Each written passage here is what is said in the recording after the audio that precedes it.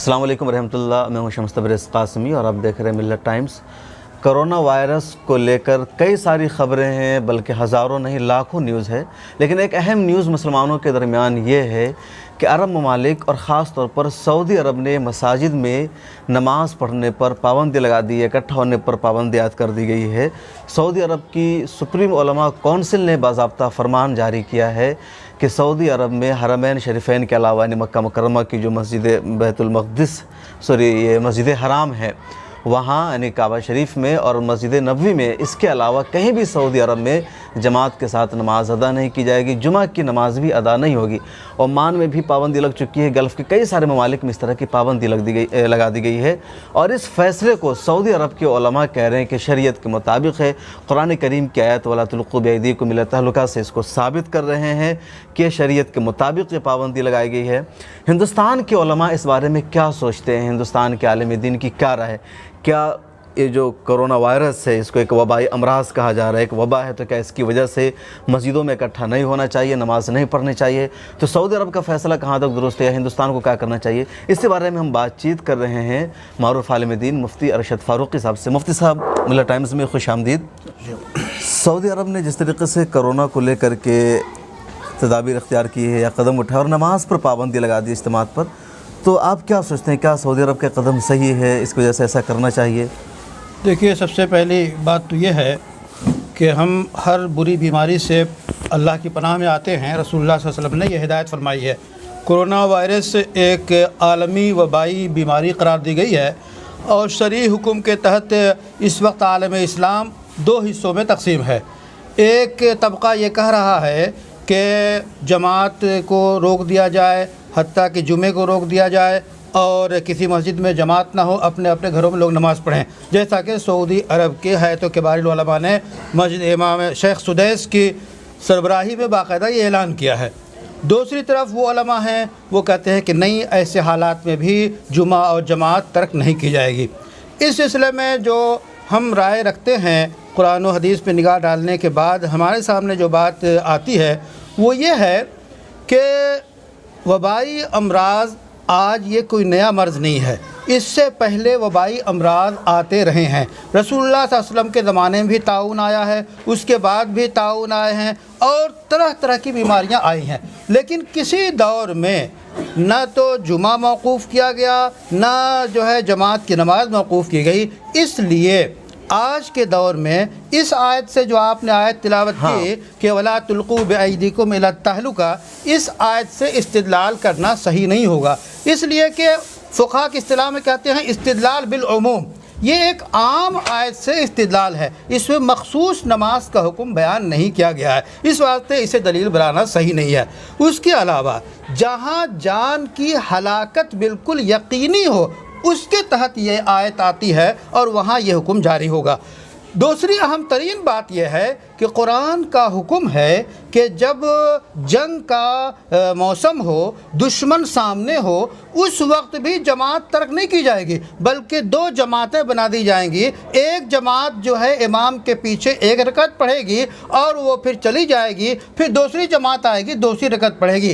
तो जंग जैसे ख़तरनाक हालात में भी जमात को मौकूफ़ नहीं किया गया। अच्छा मुफ्ती साहब, सऊदी अरब का जो फ़ैसला है सुप्रीम उलमा कौंसिल का, तो ये मस्जिद में नमाज़ पढ़ने पर पाबंदी है, जुमा की इज्तिमात पर पाबंदी है, तो क्या ये जमात पर भी एक तरह से उसको पाबंदी समझी जाए या घरों में या अपने मोहल्ले में लोग जमात कर सकते हैं?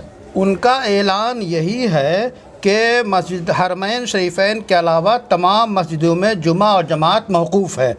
उसके बाद जो उसकी वजह उन्होंने बयान की है कि ज़्यादा भीड़ भाड़ के इकट्ठे होने की वजह से ये जो है जरासीम फैलता है, ये उन्होंने दलील दी है। और उन्होंने ये भी कहा है कि माहिर अतिब्बा ने और उलमा ने दोनों ने मिल के ये तय किया है।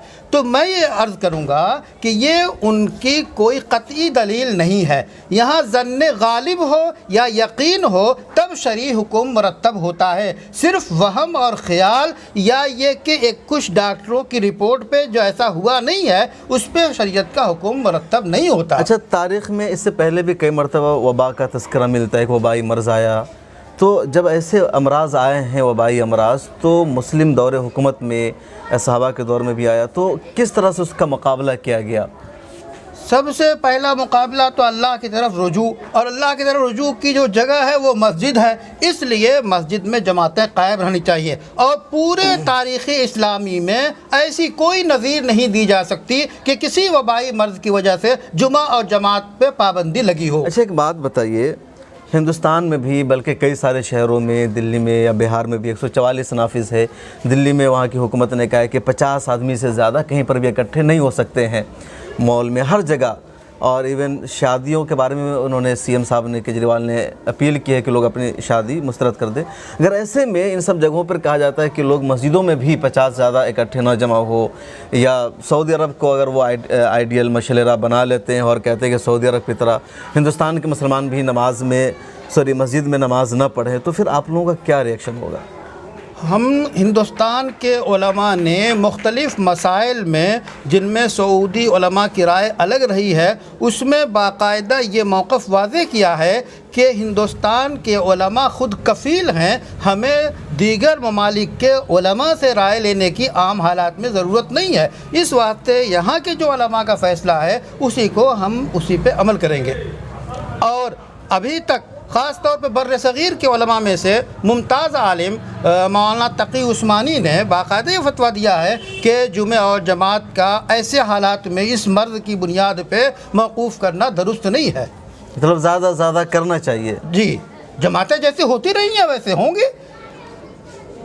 अच्छा, एक बात इससे क्या, एक ये भी तस्करा हो रहा है कि अरब ममालिक के बारे में कहा जाता है कि उनकी जो वहदानियत उनके अंदर पाई जाती है, या उनका जो ईमान है बहुत पुख्ता है।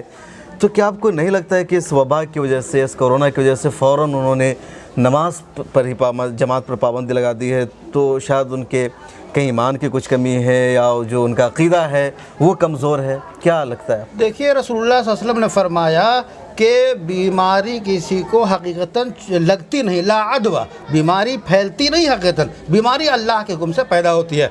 चाहे वो अरब के उलमा हो, सऊदी उलमा हो, पूरे दुनिया में रहने वाला मुसलमान और मोमिन इस चीज़ पे यकीन रखता है।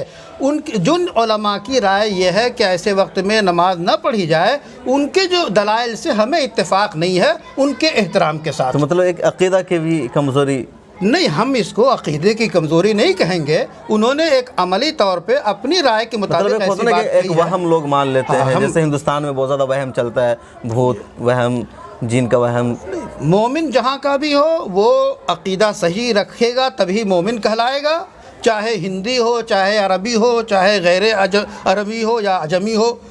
जो ईमान सही रखेगा वही सही मोमिन कहलाएगा। इसमें कोई सऊदी अरब या हिंदुस्तान या पाकिस्तान या किसी मुल्क की तकसीम नहीं है। तो बात साफ़ हुई कि ऐसे मौक़े पर जैसे कोरोना वायरस या कोई भी वबाई मर्ज़ आता है तो अल्लाह ताला की तरफ ज़्यादा ज़्यादा रुजू होना चाहिए। और रुजू की जगह मस्जिद है। जब मस्जिद में एक इंसान आता है तो दुनिया व माफिया से, सारी चीज़ों से उसका जहन हट जाता है, अल्लाह ताला की तरफ जहन मुतवज्जो होता है, तो और ज़्यादा इबादत होती है, तो मर्ज़ ख़त्म होता है। चूँकि वबाई मर्ज़ जिसका कोई इलाज नहीं है, तो इसका वही इलाज होता है जिसका अपने मज़हब पे जो अक़ीदा होता है। मुसलमानों का अपना एक मज़हब है, ईसाइयों का अपना एक फ़ैत है, हिंदुओं का अपना एक फ़ैत है, तो उसी के मुताबिक चूँकि जब दुनिया की कोई भी दवा काम नहीं करती है, कोई भी डॉक्टर काम नहीं करता है, तो उस वक्त इंसान सिर्फ अपने अल्लाह ताला से रुजू करता है। एक हिंदू है तो अपने भगवान से रुजू करता है, एक ईसाई है तो अपने खालिक से रुजू करता है। सबका एक यही अक़ीदा होता है। तो ऐसे मौक़े पर ज़्यादा अगर रुजू होना चाहिए अल्लाह ताला की तरफ, लेकिन बजाय इसके अल्लाह ताला की तरफ एक तरह से रुजू होने को रोक दिया गया है, मस्जिदों में पाबंदी लगा दी गई है। और यही तशवीश का मौजू बना हुआ है। दुनिया भर में सऊदी अरब के इस फैसले की तनक़ीद हो रही है। और कई लोगों ने ट्वीट किया है, सवाल किया है कि सऊदी अरब जिनके बारे में कहा जाता है कि उनका जो अक़ीदा है बहुत पुख्ता है, ईमान बहुत पुख्ता है, वहाँ से इस तरह की चीज़ें आना, ये बात बताता है कि शायद उनके अक़ीदे में कमी है। हम किसी के अक़ीदे पर सवाल नहीं उठा सकते हैं, किसी के ईमान पर सवाल नहीं उठा सकते हैं, क्योंकि मेरा काम नहीं है। ईमान सिर्फ साहिब ईमान और अल्लाह ताला के दरमियान का मामला है। हम किसी पर शक नहीं कर सकते हैं, किसी पर सवाल नहीं उठा सकते हैं। लेकिन इस तरह एक लोगों को सोचने में लगता है, एक जहन में एक तरह का ख़दशा पैदा होता है। इसने कई सारे ट्वीट किया। एक अहम ट्वीट MMRC के डायरेक्टर है मां बुरहानुद्दीन क़ासमी साहब, उन्होंने पहले दिन ट्वीट किया कि सऊदी अरब एक वबाई मर्ज़ था, तो सऊदी अरब को एक साबित करना चाहिए था कि हमारा अल्लाह ताला पर पुख्ता यकीन है, भरोसा है, एहतियाती जो तदाबीरों से इख्तियार करना चाहिए था। लेकिन इसमें वो लोग कमज़ोर साबित हुए हैं। आप इस पूरे बारे में क्या सोचते हैं? सऊदी अरब की जो सुप्रीम उलमा कौंसिल है उसके फ़ैसला को आप सही करार देते हैं या गलत समझते हैं? आपकी क्या दलील है? मुफ्ती अरशद फ़ारूक़ी ने जो कुछ कहा है इसके बारे में आपका क्या नज़रिया है? कमेंट सेक्शन में ज़रूर लिखिए। फिर मुलाकात होगी। अपना ख्याल रखिए। अल्लाह हाफ़िज़।